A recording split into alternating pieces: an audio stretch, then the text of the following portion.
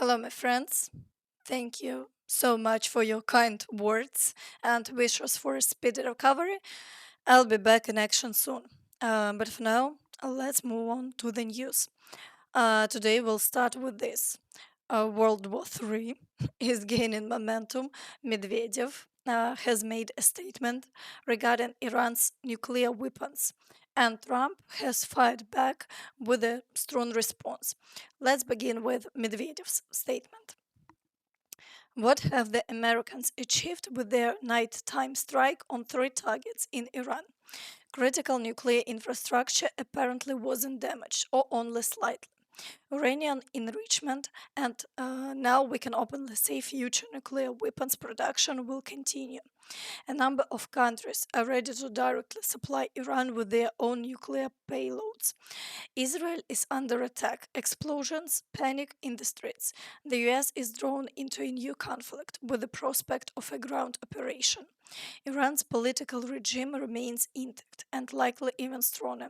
The people are rallying around their spiritual leadership, even those who didn't support it before. Trump, who came into office as a peace president, just started a new war for America. The overwhelming majority of countries in the world oppose the actions of Israel and the US. With the results like this, Trump can forget about getting the Nobel Peace Prize, even despite how corrupt that award has become. Great start. Congratulations, Mr. President. And Trump responded with this. Did I actually hear the former President Medvedev from Russia casually drop the N word? Nuclear. Did he seriously say that he and other countries are going to supply Iran with nuclear warheads? Did he really say that, or is my imagination just running wild? If he did say it, and if that gets confirmed, someone please inform me immediately. The N word shouldn't be thrown around so slightly. Maybe that's why Putin is still the boss. By the way, for anyone who thought our hardware was impressive over the weekend, let me remind you the strongest, most advanced weaponry we have and will have for the next 20 years are our nuclear submarines. They're the most powerful and deadly weapons ever created, and just recently they launched 30 Tomahawks. All 30 hit their targets perfectly. So, in addition to our amazing fighter pilots, big thanks to the captain and the crew. So, there is no doubt anymore. All of this will eventually lead to nuclear war. The tension between Russia and the US is growing. The war in Ukraine hasn't stopped. The conflict between Israel and Iran is escalating, and the US is now directly involved. After recent talks, Russia will likely get involved too. That's why the global situation becomes more dangerous by the day. But for now, it seems Russia still isn't planning to transfer nuclear weapons to Iran. Apparently, out of fear that the US would retaliate by completely destroying Russia. That's why Medvedev started to backtrack, saying, regarding President Trump's concerns, I condemn the American strike on Iran. It failed to achieve its goal. However, Russia has no intention of supplying nuclear weapons to Iran. Unlike Israel, we are signatories to the Treaty on the Non-Proliferation of Nuclear Weapons. I am fully aware of the consequences of such actions. After all, I once led our nuclear forces. But other countries might do it, and that's what I was referring to. We definitely shouldn't be arguing over who has more nuclear bombs, especially since the New START treaty, which I personally signed with the US president, is still in force at this moment. The real question is what happens next. But if that's true, then how exactly did nuclear weapons end up in Belarus? Apparently, they've just quietly decided not to talk about it. Meanwhile, Iran has reportedly started launching attacks on US bases in Iraq, although Trump thanked Iran for issuing a warning before the strike. Iran officially responded to our destruction of the nuclear facilities with an extremely weak reaction, just as we expected and just as we were prepared to handle. They launched 14 missiles, 13 were intercepted, and one was allowed through because it was headed in a safe direction. I am happy to report that no Americans were injured and the damage was minimal. Most importantly, maybe they just had to let off steam, and hopefully there'll be no more hatred going forward. I want to thank Iran for warning us in advance that helped prevent any casualties or injuries. Maybe now Iran can move toward peace and stability in the region, and I enthusiastically call on Israel to do the same. Friends, share your thoughts in the comments. What do you think about all this? Israel and Iran have agreed to a full ceasefire, President Trump announced. According to the US president, the ceasefire will begin approximately 6 hours after the completion of final mission. Iran will be the first to declare the ceasefire, followed by Israel 12 hours later. In this way, the war will be officially over within 24 hours. Friends, be sure to share your thoughts in the comments. Meanwhile, things on the front lines remains tense. Ukrainian forces are still trying to improve the situation with counterattacks. Today, it's been confirmed that Ukrainian forces have managed to push Russian troops back slightly in the Sumy direction. However, the Russians are continuing the assaults, and the situation remains extremely tense along the entire front line. At the same time, there have been no new reports of counterattacks today, so we'll wait and see how events unfold. In the Kharkiv direction, Russian activity has decreased for now, and no new assaults along the front line have been recorded. The number of shelling has also gone down, and the situation is currently stable. In Vovchansk, fighting continues, although the front line there remains unchanged. Toward Dvorichna, Russian forces are pushing toward Figolivka and are storming Stroivka. However, there have been no changes along the front line so far, and all attacks are currently being repelled successfully. In the Kupyansk direction, Russian forces are storming Holubivka and attempting a breakthrough near Stepova Novosilka. At the same time, there are no reports of new assaults near the village of Myrne. The situation in the village remains uncertain as the Ukrainian side hasn't confirmed the loss of the settlement. Over the past 24 hours, the front line has remained unchanged.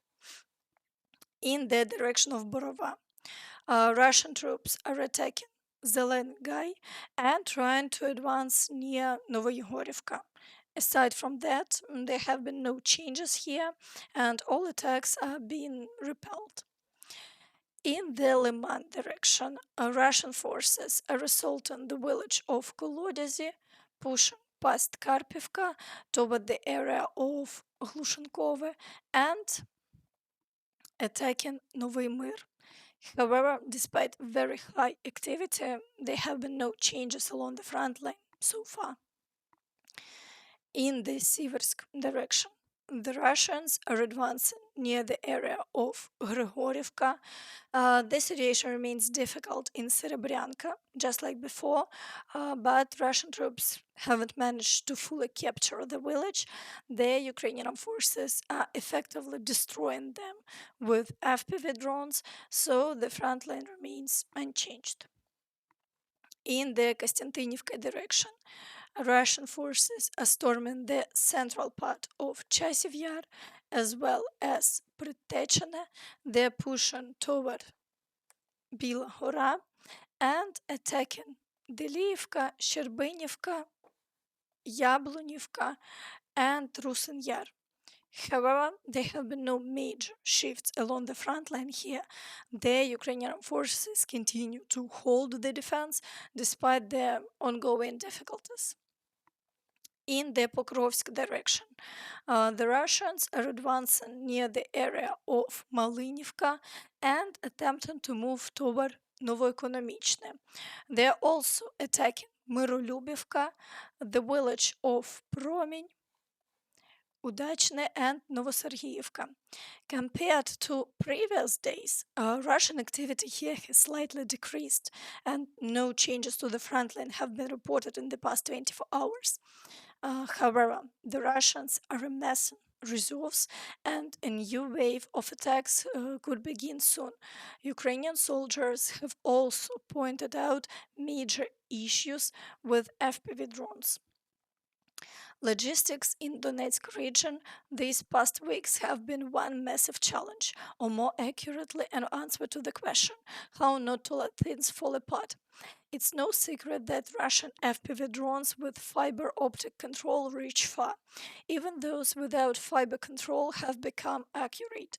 As a result, the main supply routes are under constant threat from Russian drones up to 15 kilometers deep, sometimes even farther.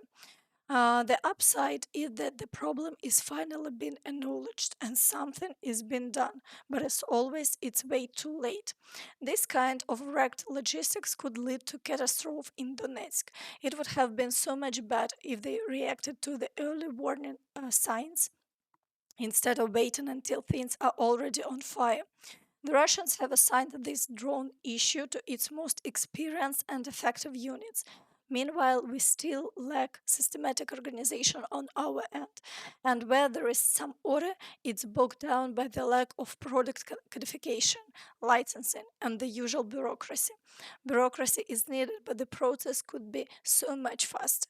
We could have stocked drones in advance, not after the warehouses are empty and rats are throwing dance parties inside. Dreams, dreams, dreams. In the Novopavlivka direction, Russian forces are storming Muravka, the outskirts of Oleksievka and Zeleny Kut. The situation is highly unclear in the area of the villages of Kamar, Perebudova, Zaporizhzhia, and Yalta. According to Russian claims, all of these villages, except of Yalta, are already under their control. However, Ukraine hasn't confirmed any of these. On top of that, as of yesterday, Russian sources are now claiming they are attacking the village of Zirka as well. So overall, it seems the situation here is deteriorating, but we're waiting for official confirmations and updated maps. In the direction of Velika Novosilka, Russian troops are assaulting the villages of Shevchenko and Vilna the situation here is also tense. However, for now, Russian forces haven't fully captured Shevchenko and fighting is ongoing. In the Zaporizhzhia direction, Russian forces are attacking Novoandriivka and carrying out shelling. However, there have been no changes over the past 24 hours, and it's clear that offensive activity here is minimal. It appears that Russia lacks sufficient reserves to intensify efforts on this front. In the Kherson direction, attacks continue around the Antonivsky Bridge, along with shelling of the right bank of the Dnipro River. However, there have been no changes in the past day, and the situation remains stable for now. Meanwhile, Hungary and Slovakia have blocked the European Union's 18th sanctions package against Russia. We did this because the European Union wants to ban member states, including Hungary and Slovakia, from buying cheap Russian natural gas and cheap Russian oil, as we've done in the past, said Hungarian Foreign Minister Peter Szijjártó. He added that the new sanctions package would triple Hungary's utility costs. We don't wish to contribute to making the Hungarian people pay the price of supporting Ukraine. We don't wish to support any new financial aid, any new arms deliveries, or any new military operations. Friends, be sure to share your thoughts in the comments below. And that's all from me. So please don't forget to like this video, subscribe to the channel, and hit the notification bell to stay updated on all the latest news. Thank you for watching and see you next time. Bye bye.